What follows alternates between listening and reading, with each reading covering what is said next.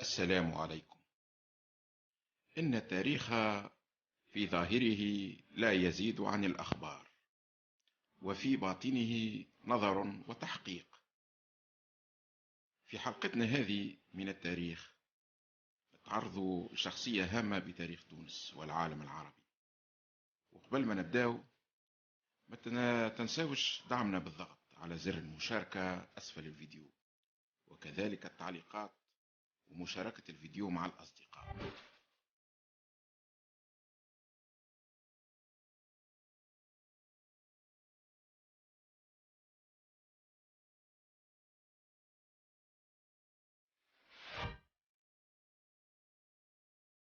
الزعيم لحبيب بورقيبة. ولد الزعيم لحبيب بورقيبة يوم 3 أوت 1903 بالمنستير، وهو أصغر أخواته 8، وكان من عائلة متواضعة. قرأ في المدرسة الصادقية ثم معهد كارنو بالعاصمة تونس المعروف اليوم معهد بورقيبة. في سنة 1924 تحصل لحبيب بورقيبة على منحة دراسية لدراسة العلوم السياسية والحقوق بباريس المعروفة بجامعة السربون، وكان من المتميزين.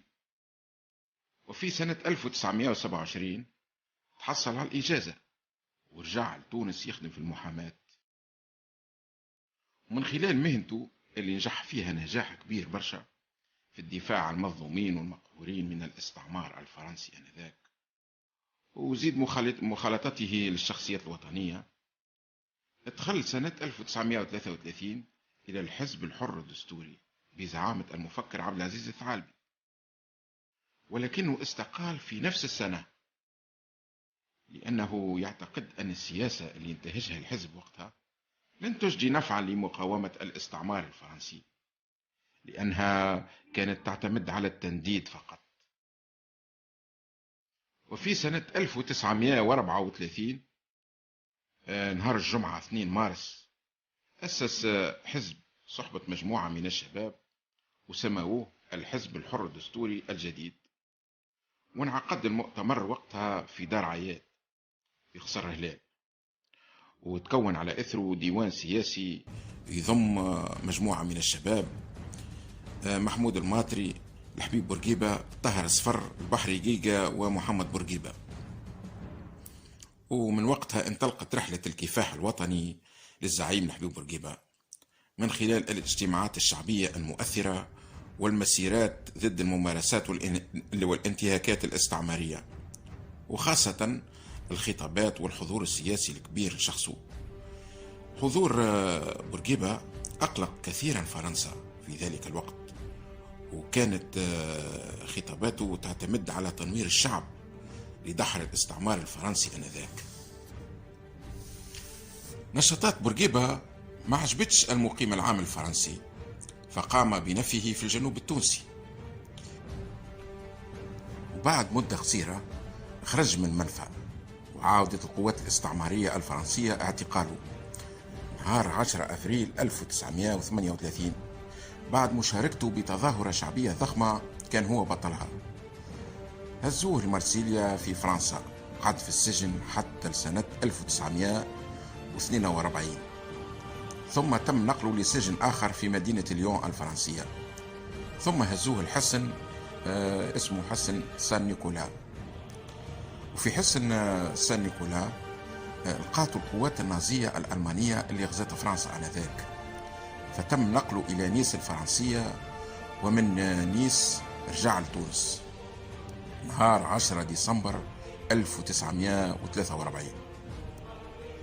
وقت رجع الحبيب بورقيبة تونس لم حلفاء الحزب الحر الدستوري الجديد، وأقنعهم بضرورة دعم الحلفاء ضد ألمانيا النازية، الحلفاء اللي هما فرنسا، بريطانيا، والصين. دعم الحلفاء في الحرب العالمية الثانية على أمل الاستفادة منهم بعد نهاية الحرب، رغم أن هتلر في ذلك الوقت يمتلك جيش قوي لا يقهر، ولكن بورقيبة كان على يقين أن هتلر مش يخسر الحرب لعدة عوامل يعرفها هو.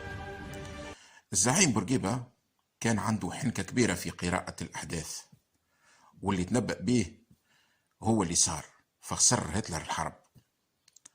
بعد الحرب رجعت فرنسا بقوة عام 1945، وقررت نفي الحبيب بورقيبة إلى القاهرة، وكانت تعتبر وقتها وجوده في تونس خطر كبير عليها، وقع نفيه في القاهرة في 23 مارس 1945.